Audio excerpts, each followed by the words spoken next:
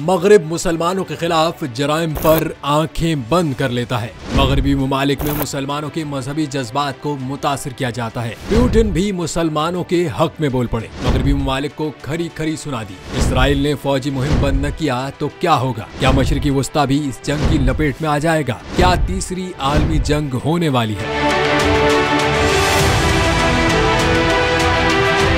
रूसी सदर Vladimir Putin ने खबरदार किया है कि गजा में इसराइल की जंग मशरिकी वस्ता से बाहर भी फैल सकती है। मुख्तलिफ मजाहिब से ताल्लुक रखने वाले मजहबी रहनुमाओं की व्लादिमीर पुतिन से मुलाकात में हमास और इसराइल में जारी जंग पर तबादला ख्याल किया गया। रूसी सदर का कहना था कि इसराइल ने फौजी मुहिम बंद न की तो जंग मजीद बढ़ने का खतरा है। गजा में बेगुनाह खवातीन, बच्चों और बूढ़ों पर बमबारी इंतहाई गलत है। हमारा बुनियादी काम खूनरेजी और तशद्दुद को रोकना है। रूसी सदर ने इसराइल का साथ देने वाले मुमालिक का पोल खोलते हुए कहा कि मगरिब मजहबी मुनाफरत और अदम बर्दाश्त को हवा दे रहा है। वो तकसीम करो और फतह करो के नए वर्ल्ड ऑर्डर के तहत काम कर रहा है। उन्होंने इल्जाम लगाया कि मगरिब इस्लामोफोबिया और रूसोफोबिया को बतौर हथियार इस्तेमाल कर रहा है। आजाद और खुद मुख्तार मुमालिक की तरक्की रोकने के लिए मगरिबी दुनिया में इंतशार चाहता है।